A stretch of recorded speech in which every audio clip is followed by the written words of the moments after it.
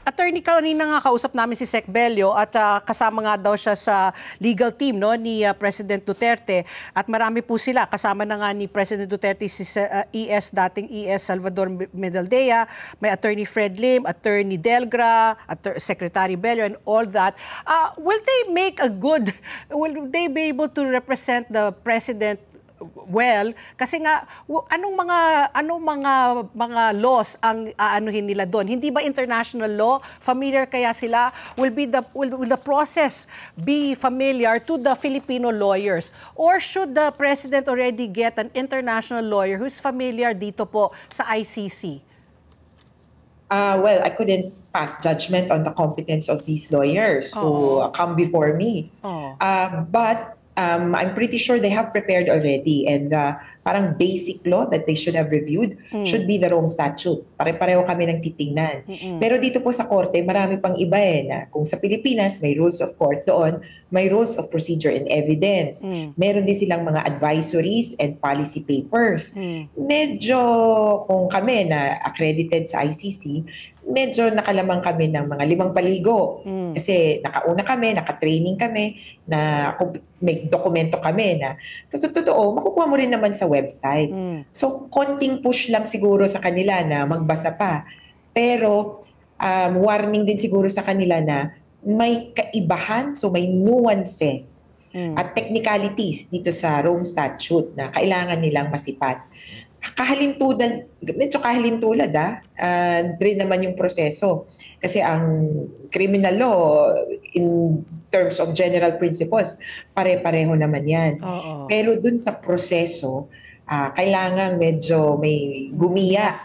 Ang ginawa ng Pilipinas nung panahon na nag-participate siya sa proceedings, nag-hire ng British lawyer. Ewan ko nga kung na-check na ba ito, kung tama ba yung bayad. Si Sara Bafadel ang tumulong sa Pilipinas na gumawa ng apela patungkol sa deferral o pagsasantabi muna ng investigation. 2021 hanggang 2023 yan. Kung gusto nila, at palagay ko kailangan nila na kumuha din sa team ng isang tao na accredited na mag-appear sa korte. Kasi ito yung, kumbaga, papasok doon sa parang courtroom. Yung iba, baka hindi payagan dahil hindi accredited or hindi payagang magsalita. Pero I'm volunteering. Wow. Secretary Harry Roque. Kasi yes, correct. Si Harry Roque. Nagsabi na rin siya. He was a candidate, And he is the first lawyer, Filipino lawyer, accredited to appear before the ICC. Mas may professor, to be frank. Buti na lang, sinabi si Judge Pakalangan. May sinabi si Sara, nag-aalala siya dun sa mga gastos, pambayad sa mga abogado. She said something na nag-aalala siya sa gastusin. But give us an idea, how the trial will proceed. Papayagan ba ang coverage niyan? Mapapanood ba nating mga Pilipino yung proceeding sa trial? Naku, mahihirapan yung parang live coverage na iniisip natin sa mga korte na magdadala ka ng sariling camera. Sa korte, meron na silang nakaset up at pwedeng panuorin yung live stream nila ng mga hearings. At siguro doon na lang mag-hook up imbes na magdadala pa kayo ng crew. Sariling bitbitin. May mga patakaran din dyan na bawal, di ba, yung mga nag-cover ng ampatuan at saka nung ERAP trials, yung kailangan single camera, no zoom in, no zoom out, no editing. Yung court meron na siyang nakaset up. Kaya baka yung feed nila kukunin na lang. Kung may gustong mag-interview sa kanya, ay yun lang. Kailangan magpaalam sa korte at saka doon sa detention facility kasi hindi kagyat na pwedeng interviewin. Ganito din naman sa Pilipinas, yung mga akusado. I was going to ask nga Attorney Chrissy, papayagan ba siya tumanggap ng mga bisita? Like, we already got word that VP Sara and Mayor and Congressman Paulo Duterte are en route na now, sa Netherlands. May pagkakataon ba sila makita ang kanilang ama? Pamilya, anytime.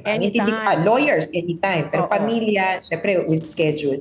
Sa sobrang ganda ng program ng ICC, required na mabisita ka once a year. Okay. Hindi pwedeng hindi. At kung wala kang pambayad, babayaran ng ICC May program yata sila together with ito yung mga picture ng nung Nag-detention center, oo. Yan ang kumakalat. Kung marinig ko nga, gusto ko mag-check-in eh. At least malinis for sure, no? Oo. At saka maganda ang panahon, malamig. Yung karapatan, importante yan sa sino mga akusado eh. Maingat sila dyan. At sisiguraduhin nila na, kumbaga, every contact with you will be at the least recorded. Let's get together. Sunday 25. Sunday 25.